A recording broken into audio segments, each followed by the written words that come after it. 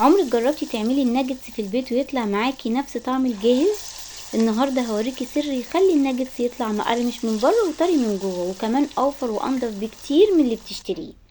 خليكي معايا خطوه بخطوه وهتعمليه في البيت بكل سهوله. يلا بينا نسمي الله ونصلي على الرسول. اللهم صل وسلم وبارك على حبيبي وشفيع رسول الله محمد. معايا هنا كورن فليكس، انا هاخد منه كوبايه. هطحنها في الكبة بتاعة الخلاط، بس حاولي تطحنيها حبة حبة، ما تمليش الكبة على الاخر عشان مش هيتطحن معاكي. تمام كده هنطحنه زي ما هتشوفي معايا دلوقتي. انا كنت حطيته كله يعني مليت الكبة بيه، بس رحت مقسماه تاني وهوريكي الطحن ايه. ما تطحنوش يبقى ناعم جدا، لا احنا عايزين يبقى فيه حبيبات عشان يبقى الناجتس يطلع معاكي كريسبي. مش قادرة اقولك هيبقى النتيجة هتبقى عاملة ازاي. معايا المكونات، معايا نص كيلو فراخ. انت ممكن عايزه تزودي المكونات براحتك، برضو يعني انا هنا معايا ربع كيلو صدور فراخ وربع كيلو اوراق فراخ. الوراك بتدي الشده الحلوه اللي بتخلي الناجتس يقطم معاكي.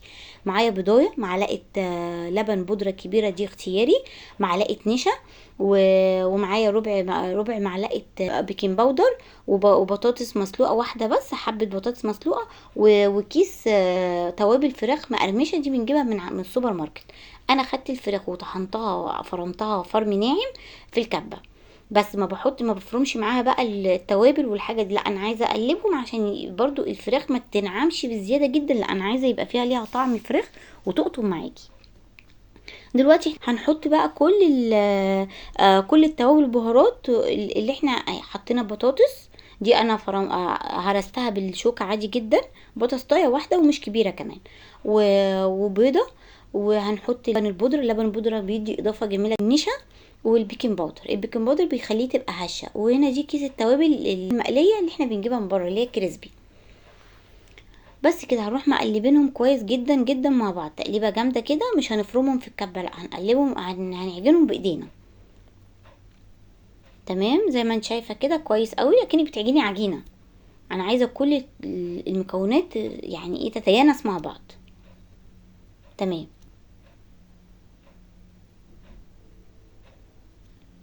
كده اتعجنت، ورحت سبتها في التلاجة، شلتها في التلاجة لمدة ربع ساعة عشان تعرفي تشكليها. وانتي بتشكليها تكوني لابسة كلافز، عشان خاطر لما جيت اعملها من غير كلافز كانت بتلزق في ايدي، لا بالكلافز مش هتلاقيها تلزق في ايدك خالص. هنا انا حطيت الكوباية بتاعت الكورن فليكس زي ما انت شايفه كده.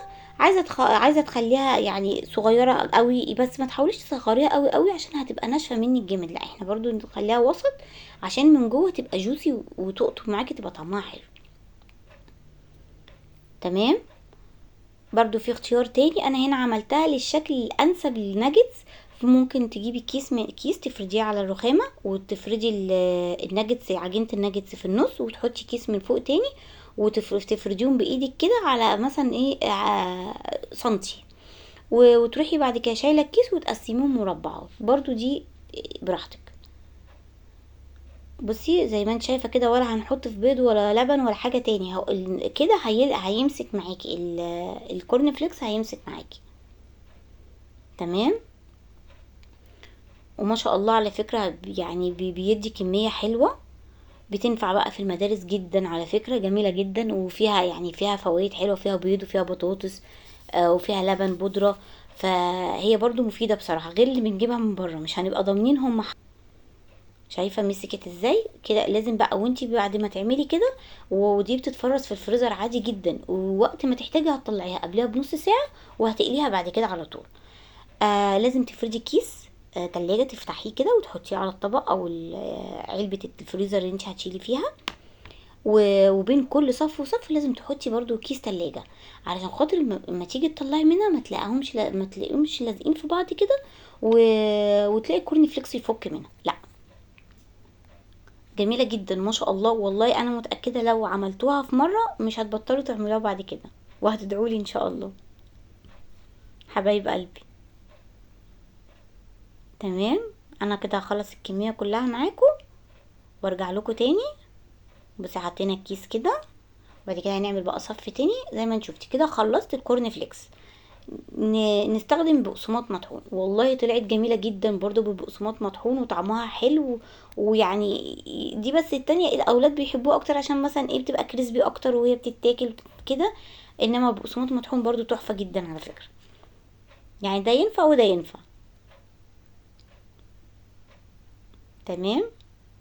بس كده احنا خلصنا ونخلص الكمية كلها زي ما انت شايفة انا بعملها ازاي. وباجي بقى في البقسماط واروح دايسة عليها كده، البقسماط بيمسك فيها والكفر ما بيفكش منها. وهتشوفيه بعد ما احمرها في الزيت هتلاقيه الكفر مش فاكك خالص، ولما بتشال في الفريزر وتطلع كمان خالص والله. يعني انا لما عملت الناجتس انا ما قليتوش في نفس الوقت، انا شلته في الفريزر وجيت بعديها بيوم او يومين رحت قليت اللي انتوا هتشوفوه معايا دوت.